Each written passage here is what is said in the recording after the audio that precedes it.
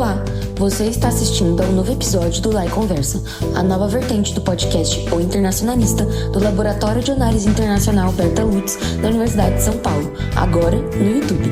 Aqui trazemos os mais diferentes convidados para conversar sobre temas variados, como universidade, vida profissional e acadêmica e relações internacionais, de forma acessível e dinâmica. Oi, bora conversar com Lai? Meu nome é Levi César, estou com a Lara Belésia e você está assistindo ao novo episódio do Lai Conversa, a vertente do podcast O Internacionalista do Laboratório de Análise Internacional Berta Lutz da Universidade de São Paulo, agora no YouTube. Hoje a gente está aqui para falar com o Vitor Freitas, é um geógrafo, professor e pesquisador formado aqui mesmo na Universidade de São Paulo. Ele é convidado aqui do nosso Lá e Conversa de hoje e ele atua há mais de uma década em projetos voltados à imigração, refúgio e ensino de idiomas também.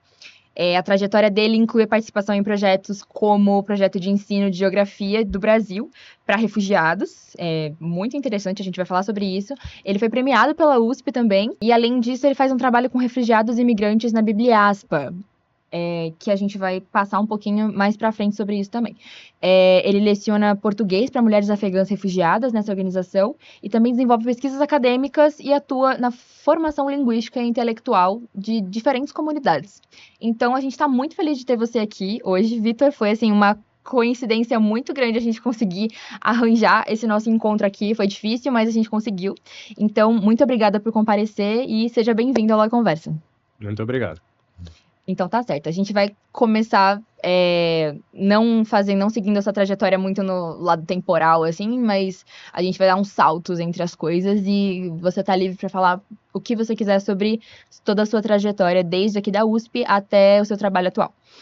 Então, para começar, a gente queria saber um pouco sobre como que é o voluntariado que você fez na Bibliaspa, como que funciona a Bibliaspa em si, explicar um pouquinho mais esse projeto tão legal que você contou pra gente mais cedo. Certo. Bom, bom dia, boa tarde, boa noite para quem estiver nos assistindo. E queria agradecer a vocês por me convidarem a participar aqui do podcast.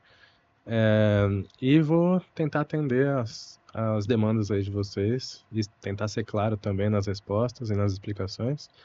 Mas começando, né, sobre a Bibliaspa, ela surgiu no começo do século XXI, lá por volta de 2003, se eu não me engano.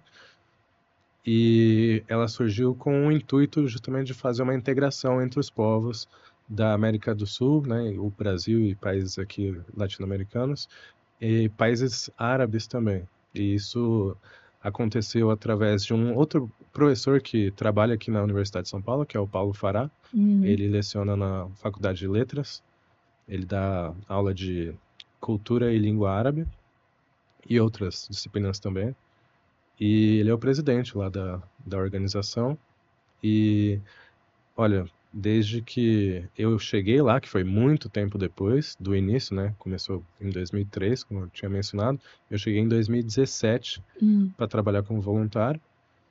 E é muito interessante ver que existe uma realização mesmo desse intuito de integração entre os povos. Isso é impressionante.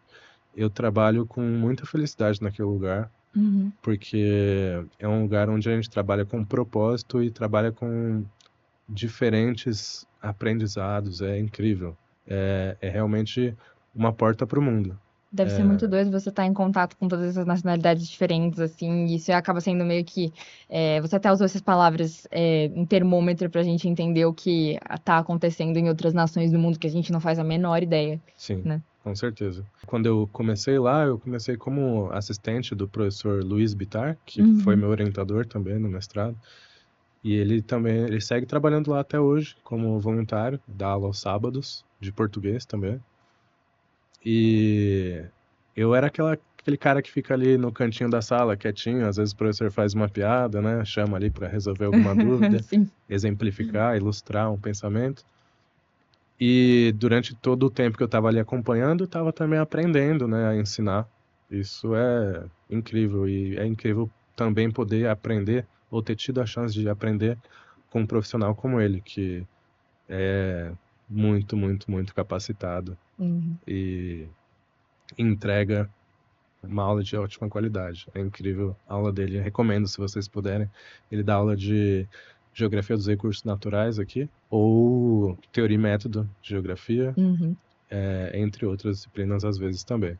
E a Lara estava falando também, você estava falando, na verdade, sobre as aulas que você ministra. A Lara acrescentou falando sobre as nacionalidades, né? Uhum. E conversas anteriores me foi dito que você dá aula, ministra aula para afegãs. Eu queria que você falasse um pouco mais, contasse mais a sua experiência com essas mulheres, com essas meninas, Uhum. porque o Afeganistão hoje é um país que é o terceiro país do mundo, segundo a ONU, que mais gera imigrantes, né? Uhum. E o Brasil, desde 2022 até 2024, aceitou mais de 11 mil refugiados, né? Uhum. E você também fala sobre essas ondas migratórias, como vem sendo ministrar aula para essas pessoas, para essas mulheres. Certo.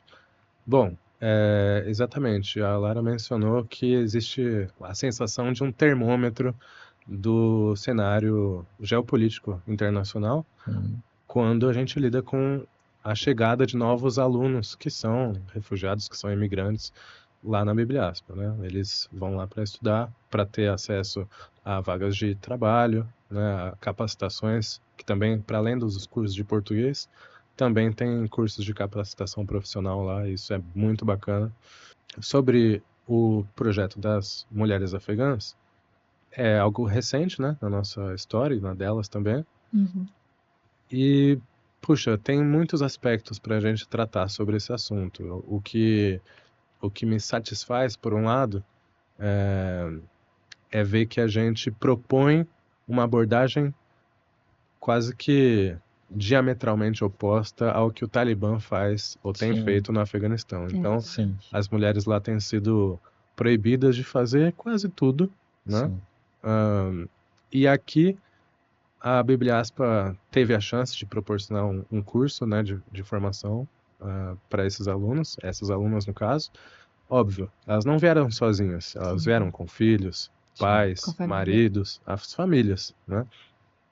Mas a Bibliaspa teve uma escolha que, ao meu ver, foi muito interessante e positiva, que foi de favorecer especialmente as mulheres, Sim. né? Então, proporcionar às mulheres que estavam sendo proibidas de viver, praticamente, de ter acesso a tudo que a gente poderia oferecer, Abrir por completo as né? portas para elas, coisa que nunca havia Exato, sido feita dentro do próprio país delas. exatamente. E, assim, não é que os homens não possam estudar lá. Sim.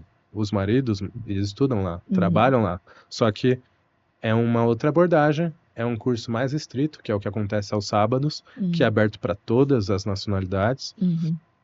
Então, puxa, lá na sala do professor Luiz, por exemplo, às vezes a gente tem 80, 100 pessoas Caramba. dentro de uma sala de aula aprendendo português. Bastante gente. Muita gente. E como é que funcionam essas diferenças de nacionalidades entre as pessoas? Isso pega um pouco na hora de ensinar? Porque, querendo ou não, são pessoas de nacionalidades diferentes, podem ou não falar línguas diferentes. Uhum.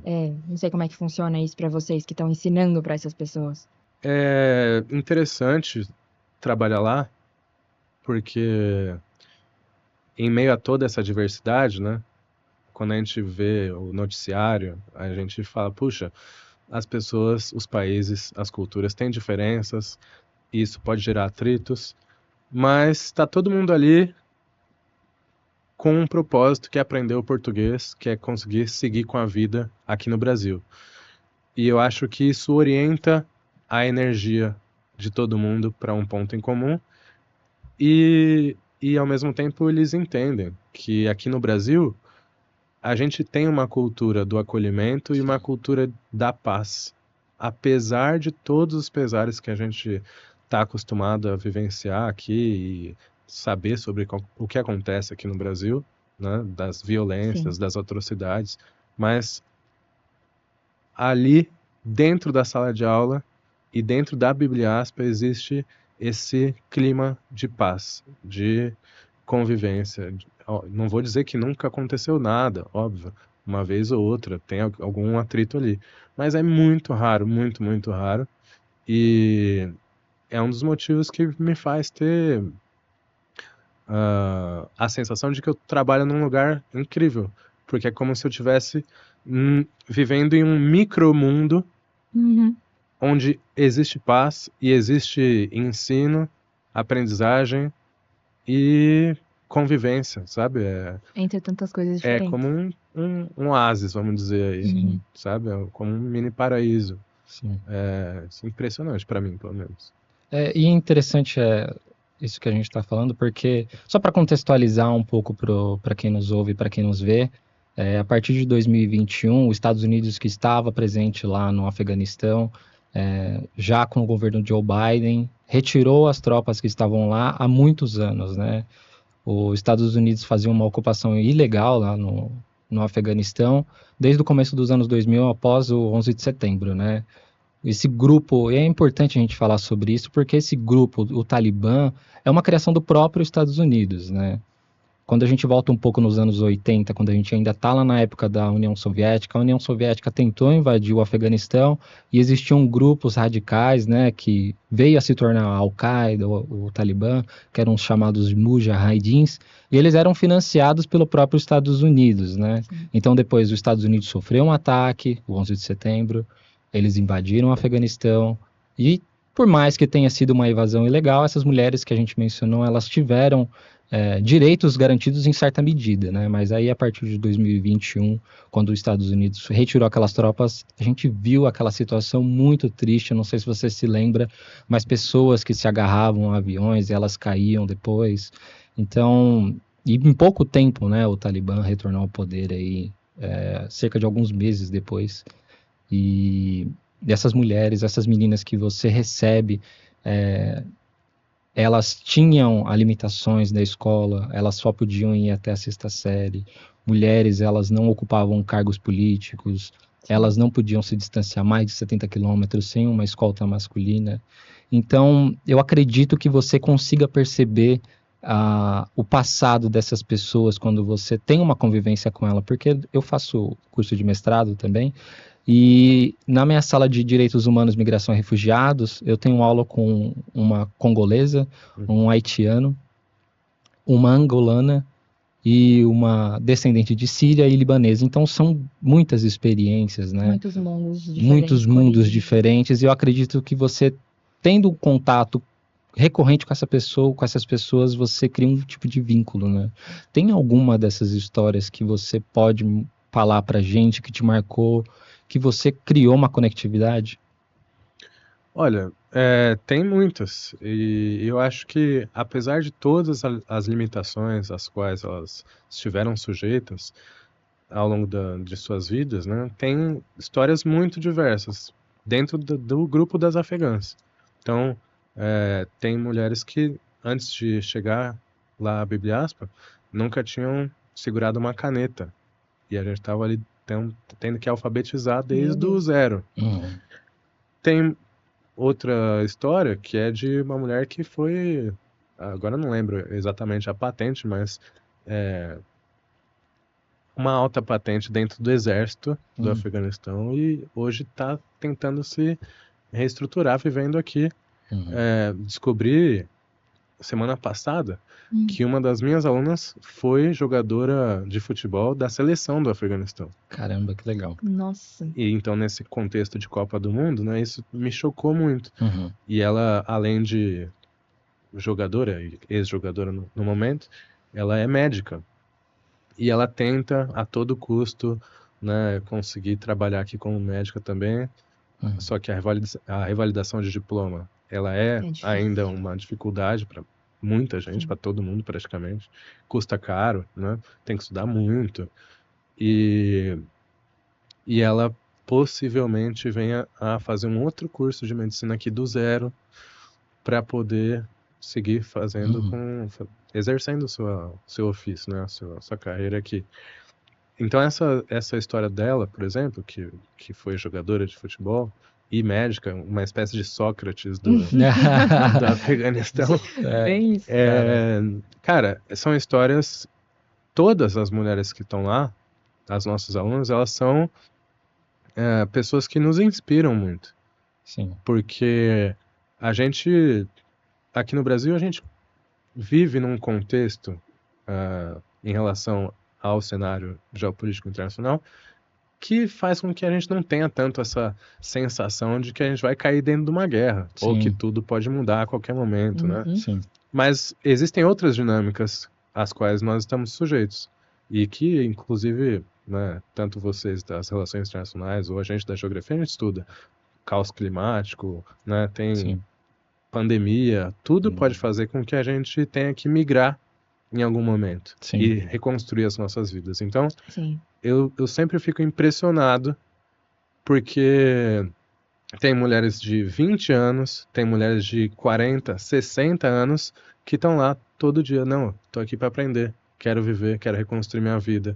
E isso é muito inspirador, muito, É muito sabe? gratificante, né? E muito gratificante também. Então, trabalhar com um propósito é uma coisa que às vezes eu vejo, sei lá, eu penso em gerar receita para acionistas no mundo corporativo, eu falo, puxa, Sim. não vou conseguir Não, trabalhar assim, quando a sabe? gente tem isso. Mas é muito doido, né? Porque a gente, quando vê na mídia toda essa questão de migração, refugiados, a gente acaba colocando uma visão na nossa cabeça muito estereotipada disso tudo. A gente coloca eles como, essas pessoas como números numa tabela. Tantas pessoas deixaram tal país devido à guerra X. Uhum. Só que não é muito assim que funciona, né? A gente tem 1,5 milhão de tipos diferentes de pessoas, cada uma delas tem uma história diferente para contar, cada uma delas tem uma vivência diferente, então não dá pra gente colocar todas elas dentro de um mesmo espectro e falar, olha, são refugiados afegãos que vieram do Brasil. Não, cada uma tem uma história diferente e é muito legal o que vocês da Bibliaspa fazem de colocar essas vivências num holofote e dar uma atenção especial para cada uma delas do seu jeitinho e dar uma chance nova de elas aprenderem coisas novas. É muito legal isso. E até, eu queria até perguntar para você, que você acabou mencionando da Sócrates, né? Que dessa sua aluna que até era da seleção. Então, agora falando dessa euforia que a gente tá nesse momento de Copa do Mundo, que na verdade em 2024 você foi chamado para, né, ser produtor local dos Jogos Olímpicos. Uhum. E eu achei muito interessante essa sua história, então eu queria que você contasse mais como que isso aconteceu, né? Essa conquista que você conseguiu, como que foi essa experiência para você. Uhum. Aí você fala um pouquinho mais sobre isso pra gente. Tá bom. Bom, gente, assim como praticamente todo mundo que tá aqui e que vai escutar isso, eu não acho que exista alguém que não goste dos Jogos Olímpicos. Não, Tô também. errado? Não. Seja qualquer esporte que for, algum deles você vai ter que Exato. assistir. Eu não Poxa. assistia esse futebol, eu assistia ginástica, mas alguma coisa a gente Alguma assistia. coisa, sim. Tem para todos os gostos Pra ali. todos os gostos.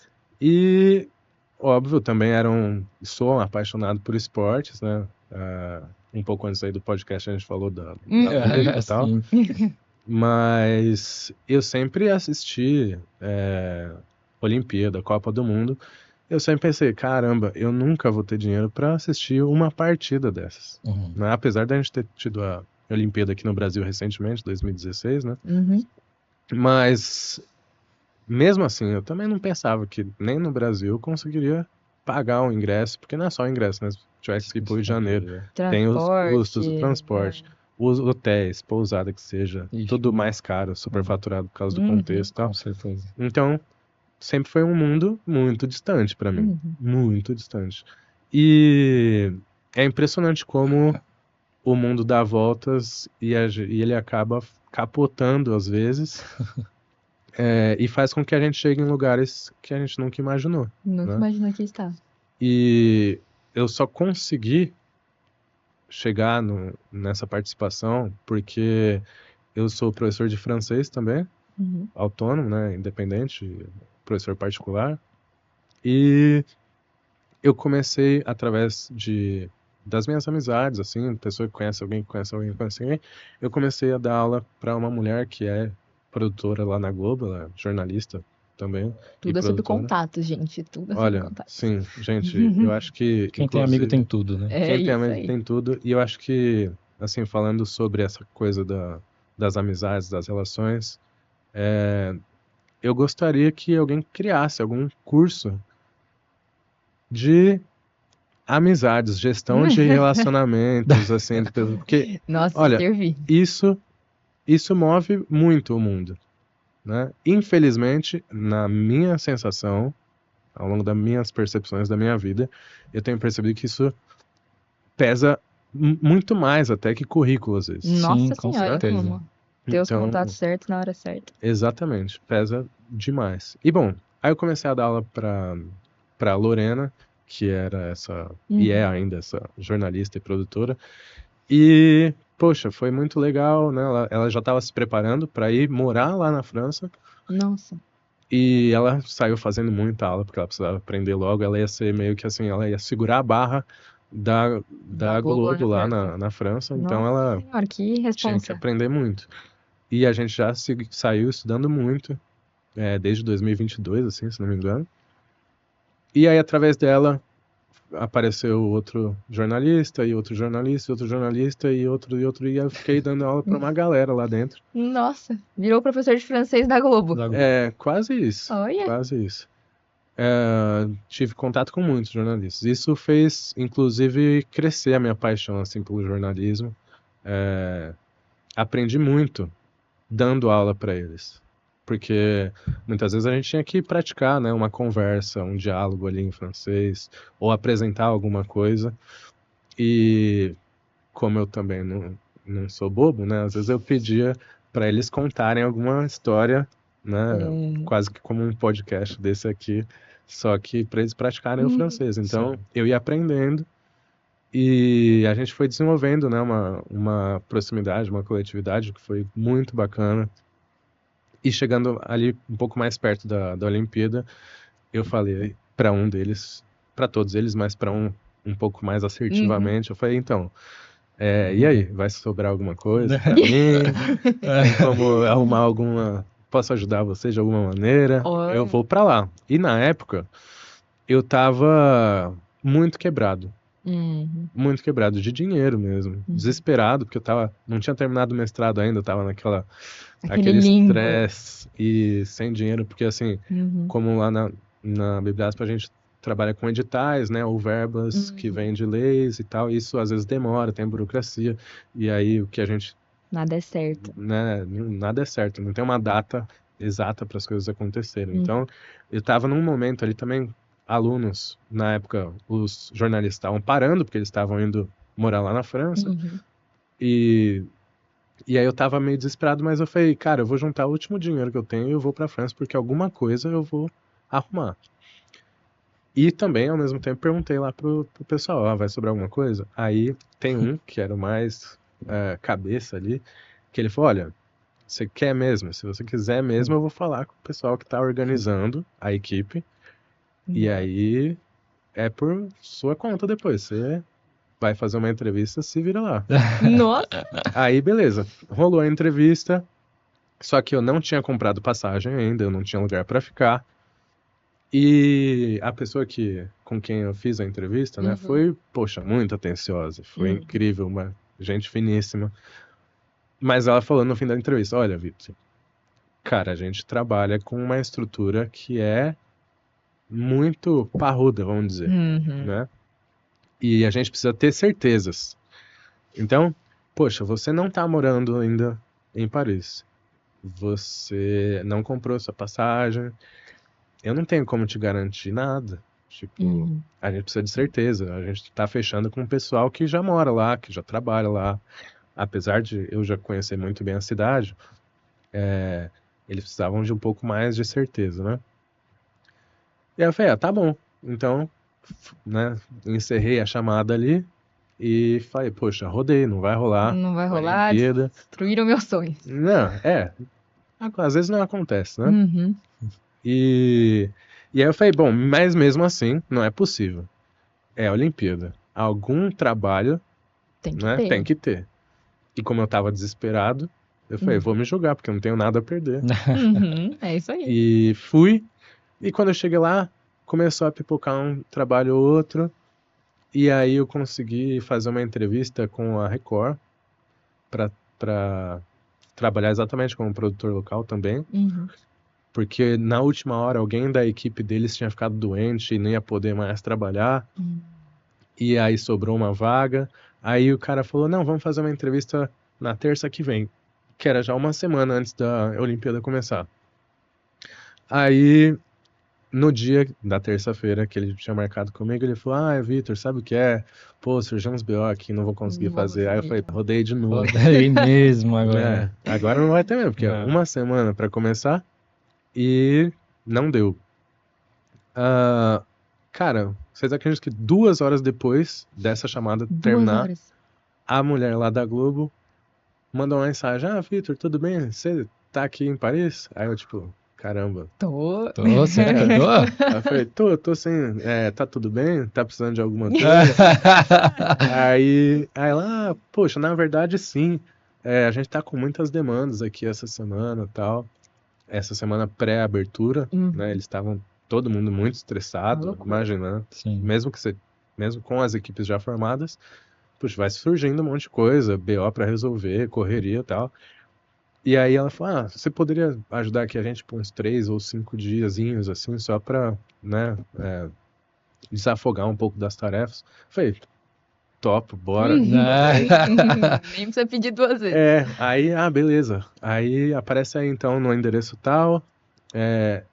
E aí, pô, eu fui lá no dia e entrei assim no hotel, que era o quartel-general, né? Era a redação lá da Globo. E aí eu vi muitos dos meus alunos, revi, né? Nossa, que Reencontrei, legal. foi muito massa. E ao mesmo tempo eu tive aquela sensação, o que eu tô fazendo aqui? Porque eu caí de paraquedas, poxa. Na redação da Globo. Exato, durante a As pré-Olimpíada. Na França. Na França, em Paris. Tipo, que isso? E a galera que tava ali era uma galera que, cara, trabalhou a vida inteira pra estar ali. Era só ninja do jornalismo esportivo, do jornalismo em geral. E eu tava ali no meio da galera. E eu fiquei, que? Doideira. Inacreditável, inacreditável. E aí comecei a trabalhar, fazer ali, né, as tarefas que me eram solicitadas.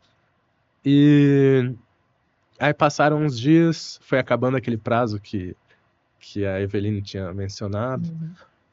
E aí eu já tava começando, né, óbvio, muito feliz da vida por estar ali ajudando no pré-Olimpíada, mas já tava acabando, né? E aí eu falei, puxa, vai acabar, não vai ter como, não sei o que e tal.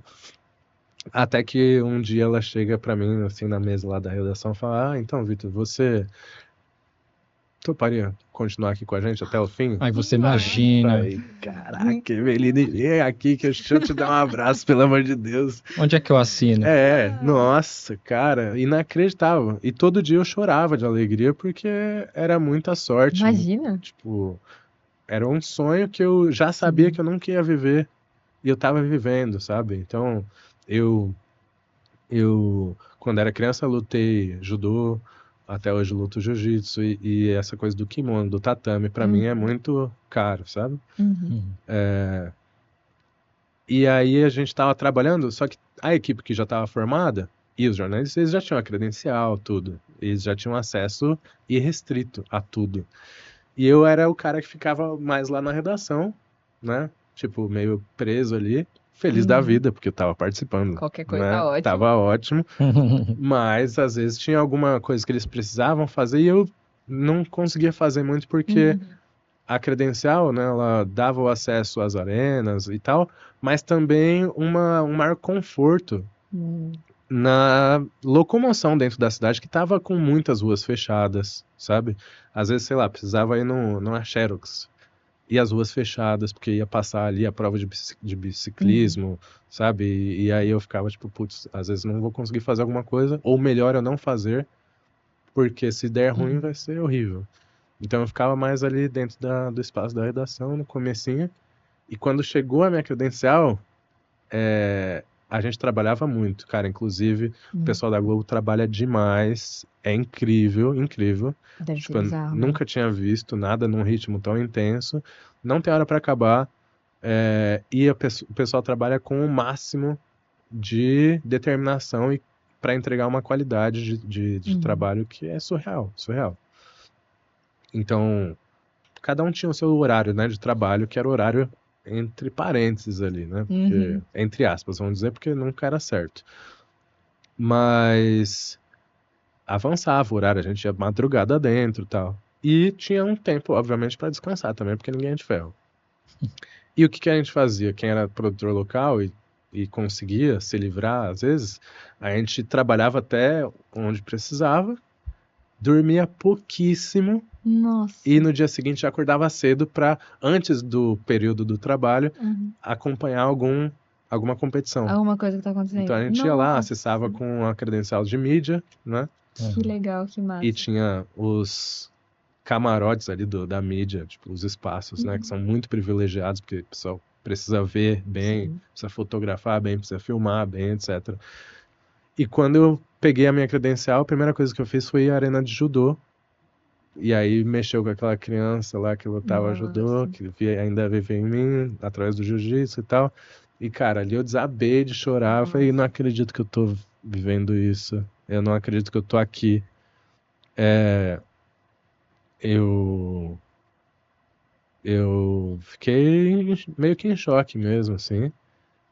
E aí tinha um cara que era um jornalista ali da Globo também do lado.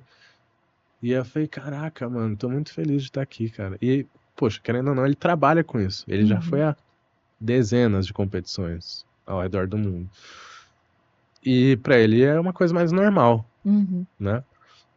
E aí ele falou, cara, tá tudo bem e tal. Eu falei, porra, mano, tô muito emocionado, porque isso aqui pra mim é maluquice. E, e tô chocadão. Aí, de repente, passou o Flávio Canto, né? Que é um atleta incrível também do judô brasileiro. Só que ele tava ali trabalhando para uma outra emissora. E eu falei, caraca, o Flávio Canto, mano, você tá vendo? E pra ele era tipo um colega de trabalho dele. Uhum. Ele falou, Flávio, pô, vou chamar ele aqui. Chega aí, Flávio, não sei o quê. Pô, o Vitor aqui, ó, Nossa. luta jiu-jitsu também, não sei o quê. Caraca. Falei, quê? Aí desabou pra trás. Isso, tá ligado? Tipo, e assim, eu antes tava dando aula na Bíblia Aspa, tava dando minhas aulinhas de francês. Num ano anterior, tava dando aula na escola pública em São Sebastião. E eu já pensava, já sonhava com esse negócio da Olimpíada, mas pra mim tava muito distante. Eu não sou isso. E aí, de repente, eu tava ali. E inacreditável, assim, pra mim. Até hoje eu não acredito às vezes, mas tem as fotos e vídeos que Tá me ali pra provam provar. exatamente o que aconteceu. Os grandes eventos esportivos, né, a gente sabe que existe muita coisa errada, Por né? trás. Sim. Agora, ao mesmo tempo, pra muita gente é muita inspiração, né? Imagina pra criançada que joga futebol ou que pratica ginástica, né?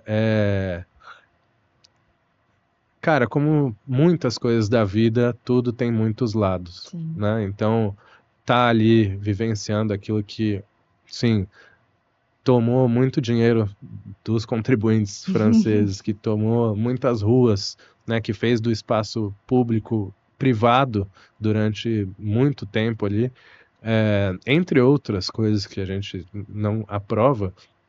Poxa, tem coisas que a gente tem que tirar o chapéu também, então. Ainda assim toca o nosso coração. Né? Exato, toca muito. Muito, muito, muito. E tá ali, naquela ocasião, no meio dos ninjas do jornalismo, né? E aprender com eles, e viver com eles, trabalhar com eles. Isso foi inacreditável. Inacreditável. Incrível. E essa não foi a única vez que você foi a trabalho para o exterior, né? Você também participou da Missão Brasil-Benin, né? Você pode Sim. falar um pouco mais sobre? Sim. Essa Missão Brasil-Benin, ela foi criada por um grupo de médicos aqui brasileiros. São médicos que muitos deles se formaram ou dão aulas lá na Unifesp, na Faculdade de Medicina. E o intuito é chegar lá eles iam constantemente para o mesmo destino, que é uma vila chamada Zanvier, onde tem um hospital católico. E, inclusive, o cara que é o chefe do hospital, que é médico também, ele é o padre da O vila. padre. Então, de início, isso já é bem Foi um choque. interessante, Bem porque, né, interessante. tem meio que a ciência e a religião na mesma figura ali e tal. Então, muito interessante. Mas esses médicos brasileiros, eles chegam lá, fazem as consultas com os pacientes, né? Existe toda uma comunicação daqui do Brasil com a embaixada. Então, antes da missão acontecer, o pessoal foi para Brasília, falou lá com o embaixador. E depois, lá, quando a gente chegou no Benin, a população já sabia que a missão aconteceria, porque ela já acontece com uma regularidade. E muita gente ia para Zanvier para fazer as consultas e as cirurgias. Então, a gente chegou lá e a atuação é fazer as consultas e montar uma agenda. E depois que tá tudo estruturado, quem vem antes, quem vem depois, o que tem que fazer, o que não tem que fazer, o pessoal sai fazendo cirurgia para tudo que é lado, para, né, melhorar a vida das pessoas que estão precisando ali. Mas aí a maioria dos funcionários era médico ou quem integrava a equipe da missão? A missão era essencialmente formada por médicos, ou enfermeiros, mas acho que umas 2 ou 3 enfermeiras, o resto era tudo médico, né? Tinha cirurgião, anestesista, esse tipo de variedade aí que envolve o mundo hospitalar. Mas, e tinha uma cozinheira que ela era responsável por fazer a nossa comida.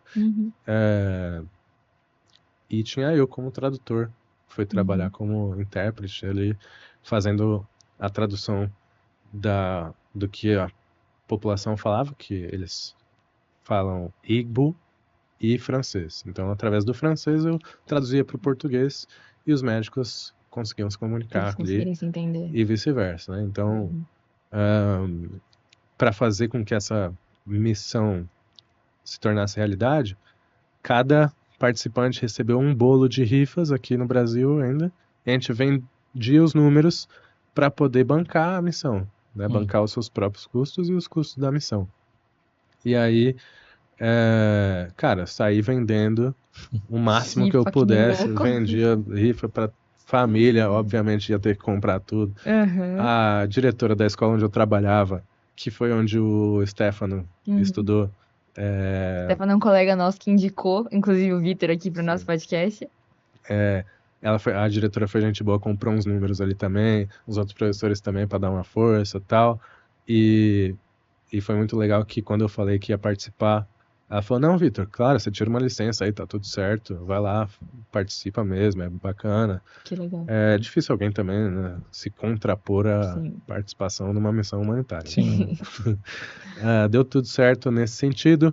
Não vendi todo o meu bolo de rifas, né? Vendi pouco e botei uma grana do meu bolso ali para comprar os números. A rifa valia um iPhone 10 na época, eu acho. E aí fomos. E essa experiência da missão, ela foi muito enriquecedora em vários sentidos.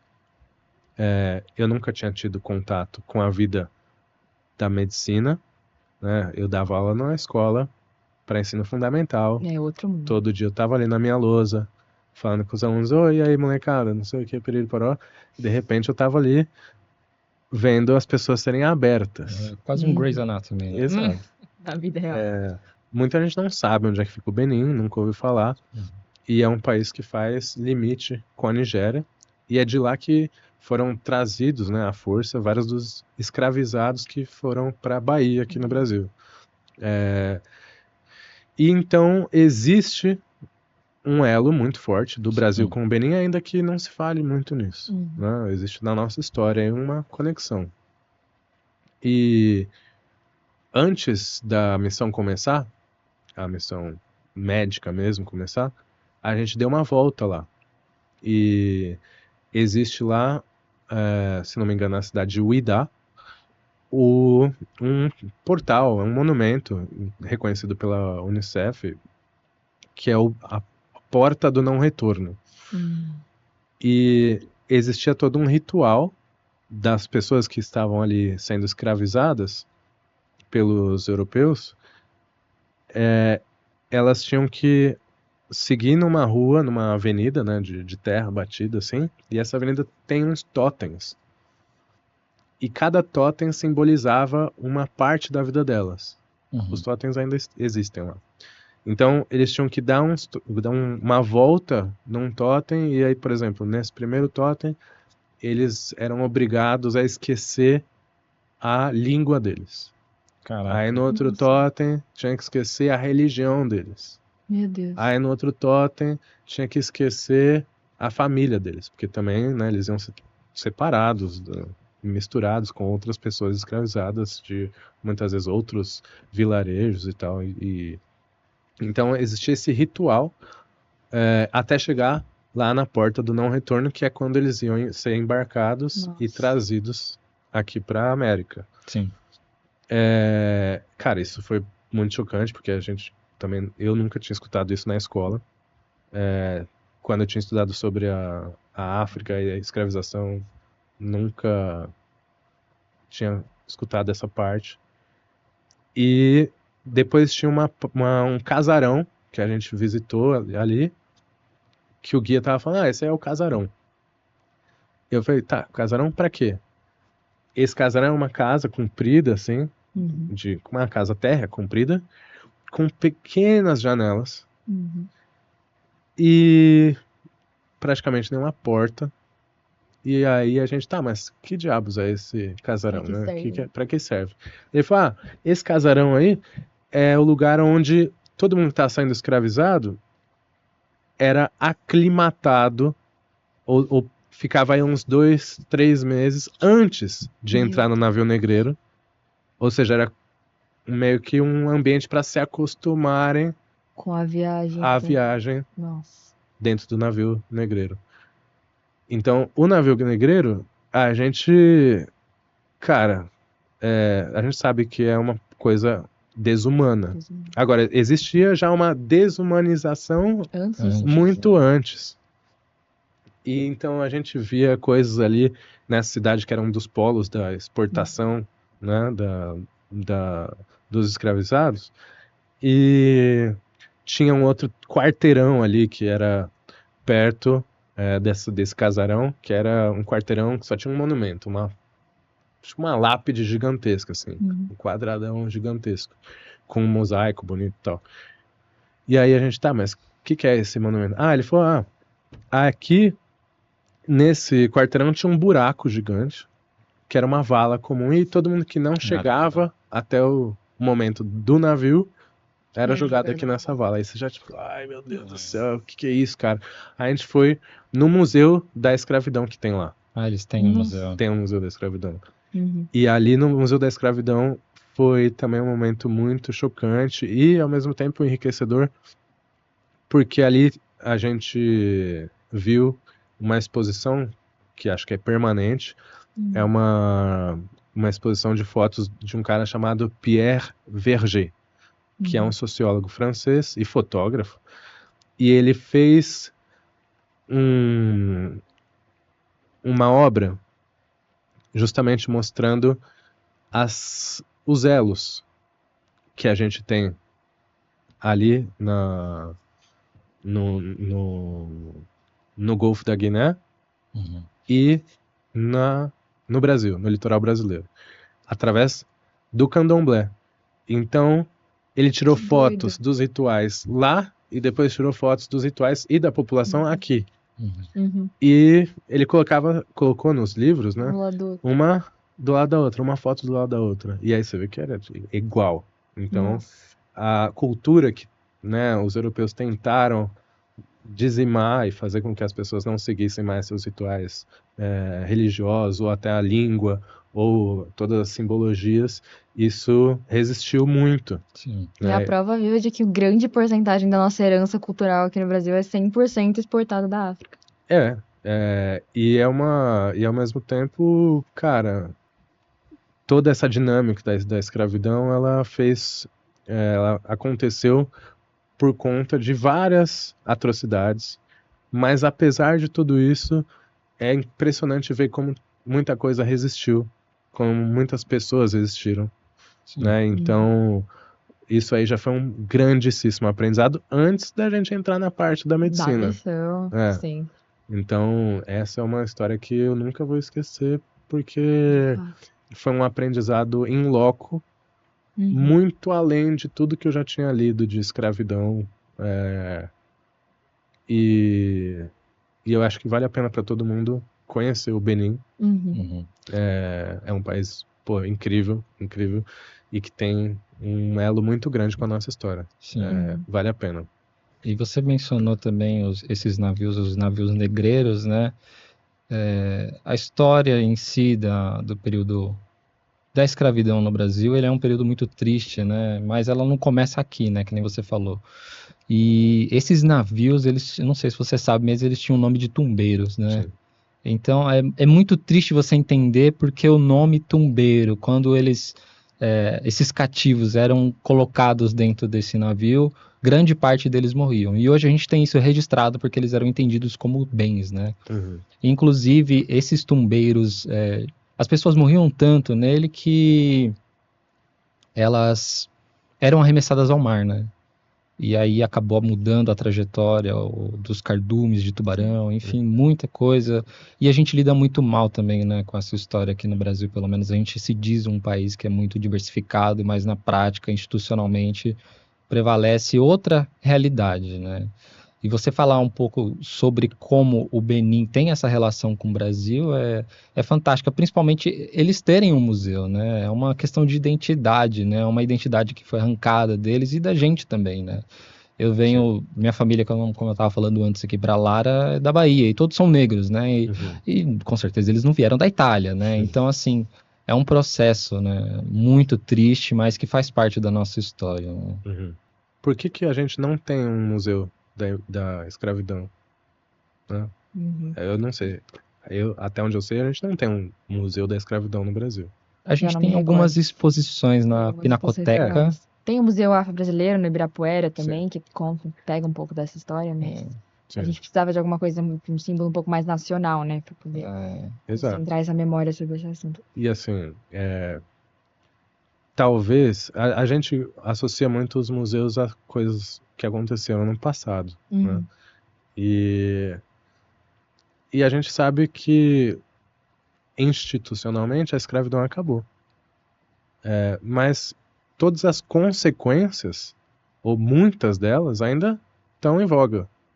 Então, é meio difícil, às vezes, pensar em um museu considerando que muitas das consequências ainda afetam estão o nosso presentes, presente. saca? Sim, Talvez por isso não exista ainda um museu. talvez. Mas e quanto à sua missão, quando você chegou lá na parte prática, como que foi? Como que aconteceu? Sim. Tem mais algumas experiências? Cara, então, eu dava aula de francês já, dava aula de geografia na escola e estudei uma boa parte do vocabulário associado à medicina para poder chegar ali e não titubear na tradução com os médicos e os pacientes.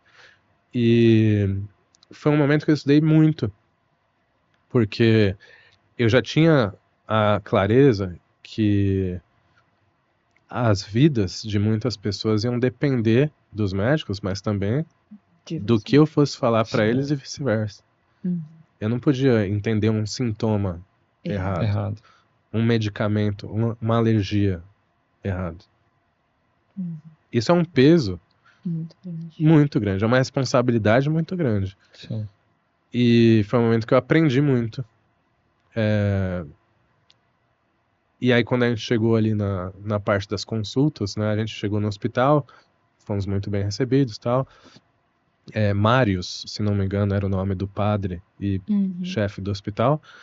E, poxa, os médicos que estavam ali da nossa equipe já tinham uma coletividade com ele, com a equipe do hospital. Então, poxa, foi um acolhimento muito massa desde o início. E descansamos no primeiro dia, depois desse tour aí por Uidá. E no dia seguinte começaram as consultas, né? Então, eu já estava ali, a postos. Acho que tinha uma outra tradutora, assim, tá? Porque tinha muitas salas. E aí a gente estava ali a postos, acompanhando tudo. Então, os médicos, eles estavam começando a aprender francês.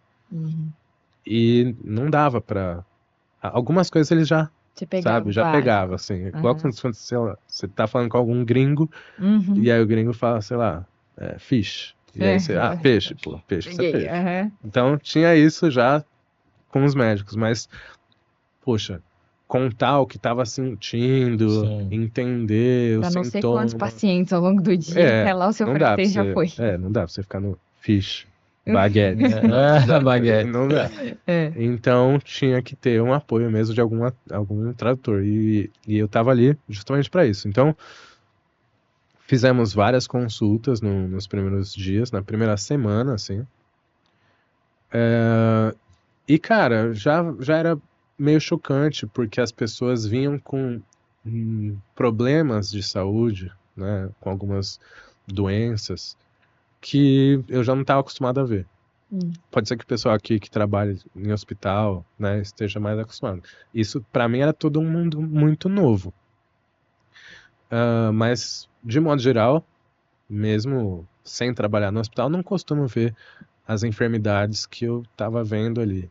Uma das coisas que me chocou já nessa primeira semana, que foi muito pesado para mim, foi que a gente estava montando, os médicos estavam montando a agenda de cirurgias a partir das consultas, né? Então, você tem essa doença ou esse sintoma, isso aqui, precisa, né, Mais tirar essa urgência. parte do corpo, não sei o quê. Caramba. Era Meu Deus. meio violento nesse Sim. sentido de fazer cirurgia de verdade mesmo, né? Hum. E teve uma menina de 16 anos tinha uma menina, ela tava com câncer na mandíbula. E aí ela tava com esse câncer na mandíbula, tava ali meio triste, né? Preocupada com o que poderia vir a acontecer. O Benin não tem um sistema de saúde público gratuito como a gente. Eles pagam qualquer procedimento, a população paga. Então a missão ajuda muito a população. Custa caro, né? Como a medicina normalmente custa. E aí, prótese também não é uma coisa que existe. Prótese De tão 3D, fácil acesso. não é um acesso facilitado, assim. E então, poxa, se você tirasse a mandíbula ou uma parte dela, não ia ter uma prótese para você colocar ali e ficar com a boca normal. Muitas pessoas que passavam pela cirurgia de remoção desse tumor na mandíbula tinham que ficar sem a mandíbula pro resto da vida. Caraca. E aí não consegue falar. Pra se alimentar é diferente, né? Tudo muda. E aí, essa menina passou por isso. E aí o médico falou, Vitor, é o seguinte, fala pra ela que o que ela tá sentindo, porque a gente tava também descobrindo o que os pacientes tinham. E aí o médico falou, Vitor, então, você vai ter que falar pra ela aí que ela tá com câncer na mandíbula, tá? Fala aí pra ela. Tipo, é o trabalho dele. Entendi. Tipo, Ele tá acostumado já, né, também. é igual você falar, isso aqui é o realismo, Sim, tá ligado? sim. Isso aqui é o realismo, beleza. Fala pra ela que ela tá com câncer na mandíbula. Aí eu, tá bom.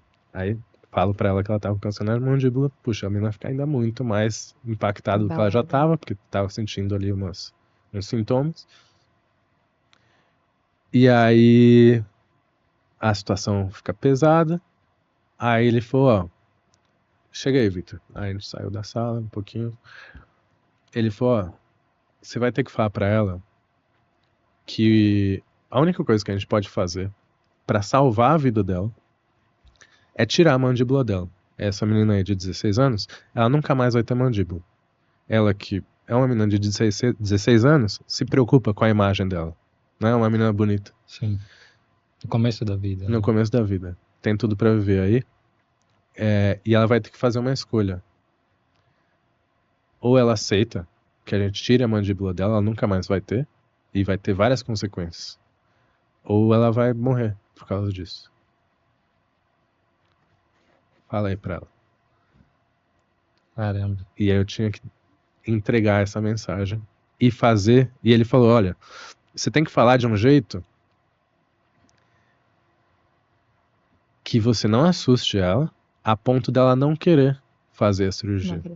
Porque se ela escolher não fazer, ela vai morrer.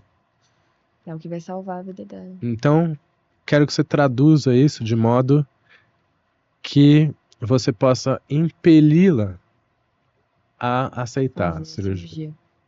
É nessa hora que a gente vê que tradução não é só palavra, né? A gente tem que ter Exato. É verdade. Tem que fazer com o coração. Então, cara, isso me impactou muito, Uhum. muito, muito. Não é uma mensagem fácil de falar a ninguém, nem mesmo em português, pô. Não. Sim. Não tem língua que seja fácil falar um Não. negócio É. desse. Felizmente, ela aceitou, Uhum. né? Eu consegui falar pra ela. E tava a mãe dela também ali, Uhum. acompanhando.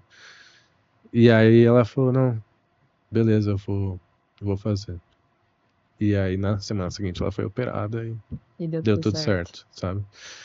E é legal porque os médicos, eles, como tinham uma recorrência ali da missão, todo ano e tal, até então, porque depois quando chegou a pandemia não deu mais pra fazer. Mas até então, e até mesmo depois, através de WhatsApp, né, e Facebook e tal, existe um acompanhamento do quadro ali dos pacientes. Então, Que bom. até mesmo no pós-operatório ali deu tudo certo e tal. Uhum.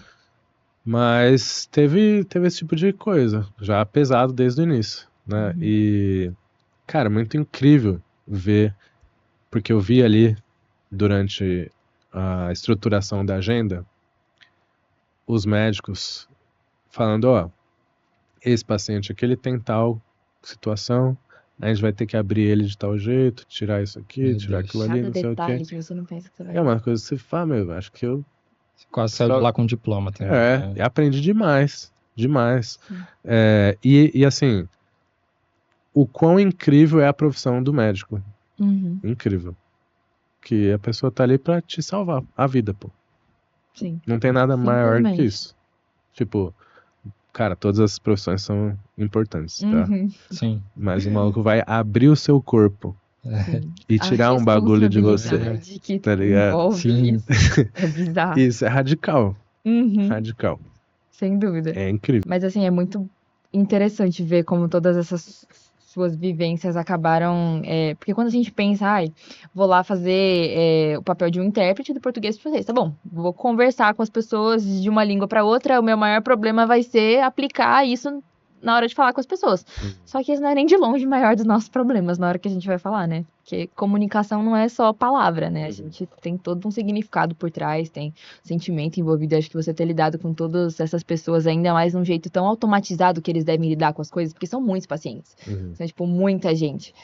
E ainda tornar esse processo humano, acho que foi uma das coisas mais, talvez, enriquecedoras que você possa ter feito também, gratificantes pra você. Deve ter sido muito bom, assim, nesse sentido, porque você deve ter vivido isso.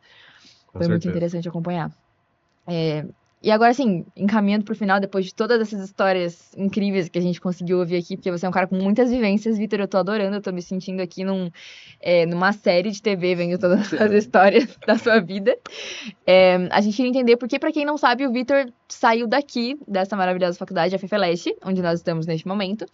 E, tipo, muitos dos nossos ouvintes aqui também são estudantes universitários, então a gente queria que você trouxesse um pouquinho aí do seu passado, do início, de como tudo começou, seu interesse pela geografia, talvez, como que era na época do seu curso, por que esse interesse se tornou tão... como que você se apegou tanto ao seu interesse pela geografia que isso se tornou parte do seu trabalho. Então, dá uma explorada aí pra gente encerrar nosso episódio de uma forma bem legal. Cara, eu sou nascido em Osasco, né? Osasco tem vários Osascos dentro de Osasco. É igual você falar que é da Zona Leste de Tatuapé, essas coisas, né? Mas assim, eu não sou uma cara da quebrada, mano. Não é isso, tá ligado? Mas eu também sei que, cara, eu tava bem distante ali da classe alta, tudo bem? Só que meus pais, eles, cara, botaram tudo que eles tinham pra me colocar numa escola boa, tá ligado? E essa escola boa custa caro, sempre custou caro. E assim, nessa escola, eu tinha amigos, e tenho amigos, e quando eu era criança, eu vivia coisas do tipo, sei lá, sexta-feira, era o dia do brinquedo. Caramba, você me desbloqueou minha memória agora. Dia do brinquedo. Dia Nossa, do brinquedo, moleque. É. E aí, porra, dia do brinquedo eu chegava ali, meus pais me davam uns brinquedos da hora também, tá ligado? Só que assim, a molecada chegava ali com um brinquedo que trouxe de Miami, porra. Um bagulho absurdo. Absurdo, absurdo. E eu tava, sei lá, não vou dizer que eu tava com meu peão de madeira, mas eu, sei lá, tava com um bagulho modesto, meu carrinho ali, Hot Wheelzinho, porra. Na época né? que era barato. É, exatamente. E a molecada chegava com a nave espacial do X-Men, os caralho. Eu falava, que é isso, moleque? E aí, eu comprei lá, porque fui pra Miami, não sei quando, piriri pororó. Passar o fim de semana. Exato. E constantemente rolava isso, porque tinha também um professor lá, que era o professor de educação física, que tinha um trampo em paralelo que ele fazia um tour com a molecada pra ir pra Disney e os bagulho desse tipo. Então, porra, muito constantemente a gente tava ali na molecada, batendo figurinha assim, vamos pra Disney no feriado aí agora? Aí eu falava, vamos. Vamos. Tô lá Chegava já. em casa, No máximo o Beto Carreiro. bicho, distante. Eu chegava lá no bairro e, mano, o negócio era jogar bola na rua, Sim. dar um peão de bike, tá ligado? No bairro.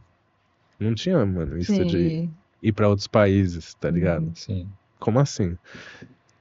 Então eu, cresci com a galera conhecendo tudo, viajando, e era normal pra eles, né? Só que, eu sonhava com o mundo também, tá ligado? Queria conhecer. E não tinha grana pra pagar passagem, hotel. Que isso, mano? Da onde? Muitas vezes eu hesitava em falar pros meus pais que eu queria comprar um relógio ali pra usar, tipo, na modinha, tá ligado? Pra eu aumentar o meu, sei lá, minha aura do look, tá ligado? E eu fiquei com esse negócio de querer conhecer o mundo. Só que, como é que eu ia fazer isso? Eu precisava de dinheiro, né? Todo mundo precisa de dinheiro pra fazer esse tipo de coisa e custa caro.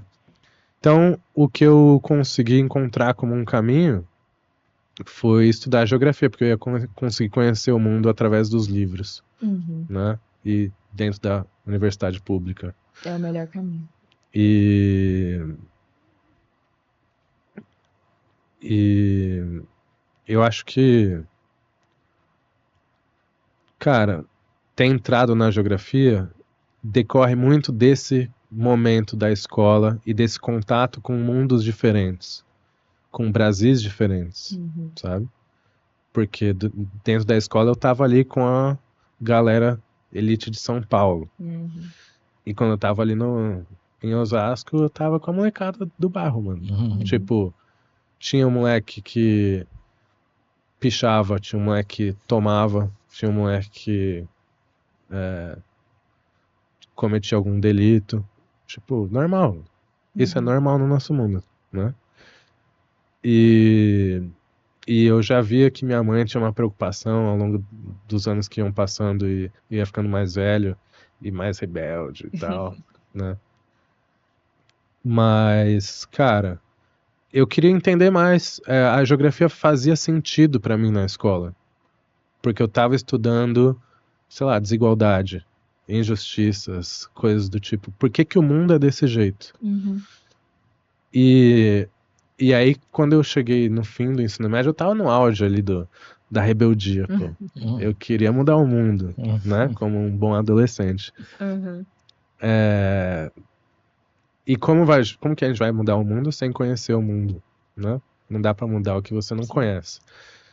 E aí, porra, meus amigos da escola, vou fazer direito, porque meu pai é advogado. E, vou fazer engenharia, medicina, porque minha família é de médico.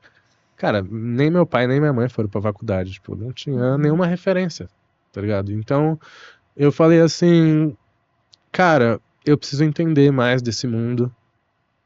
Se eu vou pra universidade, eu vou atrás de alguma coisa que me traga sentido. Eu vou atrás de coisas de algum curso que possa fazer com que eu tenha contato com uma universalidade do conhecimento. E, sinceramente, a geografia proporciona muito isso. Tem dentro da grade horária, né? Tem geografia política, tem geografia agrária, Desde tem rochas climatologia, até... geologia, Uhum. tudo que está entre o céu e o inferno, a gente estuda. Então, nada mais rico e capaz de fazer com que eu entendesse a realidade como a geografia. Uhum. E essa foi a minha escolha. E entrei nerdaço, estudando, molecada, porra, ia pra bife, atlética. Pra não dizer que eu nunca participei, eu fui uma vez pro bife pra nadar Ah, é? com um grupo chamado Catadão. Olha! E foi a única vez que eu participei de alguma coletividade dessa, assim. Eu sempre fui nerdaço dentro do curso. Uhum. E tava ali nessa missão de entender o mundo, tentar transformar na medida do possível e do impossível dentro da minha cabeça. E depois, bom, consegui fazer um intercâmbio, né? Isso foi bacana para eu aprender o Uhum. francês, que depois serviu para eu conseguir trabalhar nas Olimpíadas. Você fez pra Sciences Po, né? Não. Não.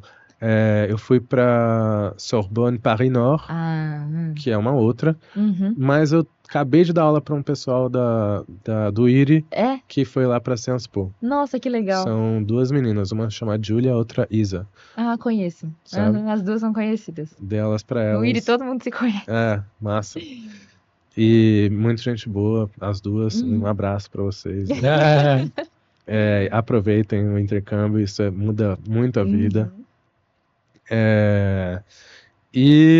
E depois fiz o mestrado também na geografia, porque quando eu estava no Benin, me chocou muito que eu estava dentro do hospital, Uhum. acompanhando os pacientes nas camas, nos quartos, e as famílias tinham um mini fogão a lenha. Todo mundo usava lenha para cozinhar. Não era fogão a gás. Não tinha gás. Uhum. Era lenha, para tudo.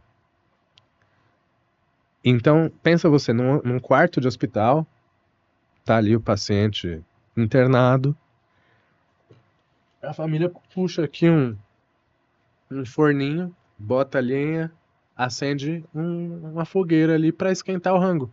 Nossa, Fumaça no quarto. Não tem problema. normal. Segue o jogo. Uhum. E eu fiquei tipo, quê? Aí a gente rodava pelas ruas também, e nas feiras tinha vendedores de fardos de lenha. E tinha diferentes tamanhos de lenha. Tinha tipos diferentes de Pra lenha. cada forno. Para cada uso, sei lá, uma era para acender o fogo, a outra era para manter o fogo, sei lá. Tinha vários tipos de lenha, árvores diferentes. E aí eu fiquei com esse negócio da lenha na minha cabeça. Foi isso que fez com que eu estudasse o consumo de lenha para cocção aqui no Brasil, que foi meu mestrado.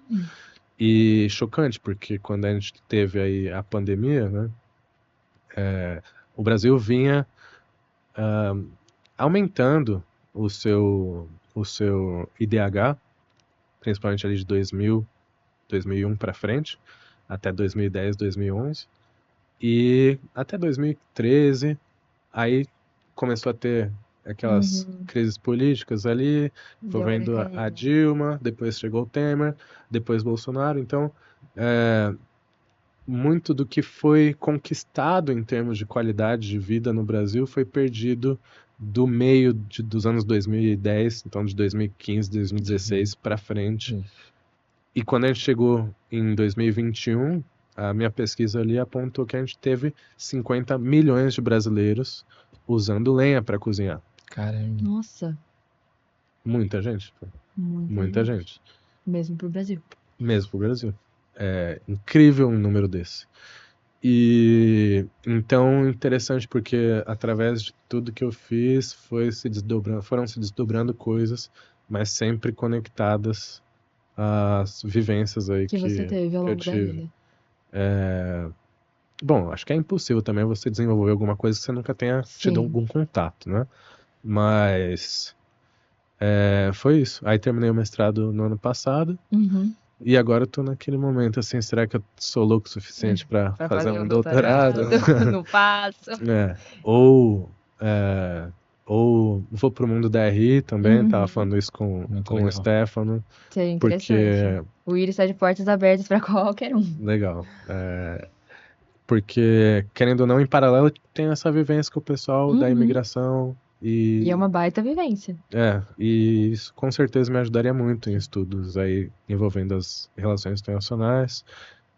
Às vezes flerto, mas também não sei se eu sou louco o suficiente de estudar 5 anos para o CACD, no mínimo, né? É a dúvida Vai que um todos tempo para poder. Pelo menos o francês você já tem. Uhum, já é um meio caminho andado. Sim. Sim. E, cara, acho que é isso. Mas foi extremamente interessante ouvir tudo isso, porque assim, é que nem você falou, todas as suas vivências de alguma forma se relacionam com tudo que você estudou, ou você conseguiu fazer com que a sua realidade no começo você conseguisse entender através da geografia, e depois você fez o seu mestrado a partir de vivências que você teve no Benin. Então, assim, é muito interessante ver como todas as suas trajetórias se conectam e ter podido escutar você falar sobre todas as suas vivências. Foi, assim, muito enriquecedor pra gente aqui, que somos meros estudantes de graduação, assim, que provavelmente temos muito a viver ainda, mas são, tipo, extremamente inspiradores e a gente agradece muito por você ter vindo. Então, acho que é isso. Então, o nosso episódio se encerra por aqui.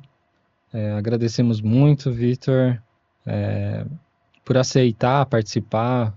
Sei que o tempo foi curto, mas agradeço muito. E a ótima conversa que tivemos também, né? E é isso. Muita história para contar ainda, mas se vocês quiserem saber um pouco mais, ainda que esse tenha sido o nosso episódio da Conversa, muito obrigada, Vitor, por tudo. Se vocês quiserem entender um pouco mais, sigam o Lai nas nossas redes sociais. A gente tem Instagram, TikTok, LinkedIn, YouTube e Spotify. Temos muito mais podcasts de onde esse saiu. E para acompanhar a gente também, temos artigos no estilo jornalístico no site laibl.com.br. Para conhecer um pouco mais do nosso trabalho, entender sobre geopolítica, relações internacionais. E é isso. Muito obrigada, Vitor. Obrigado a vocês também. E até o próximo episódio.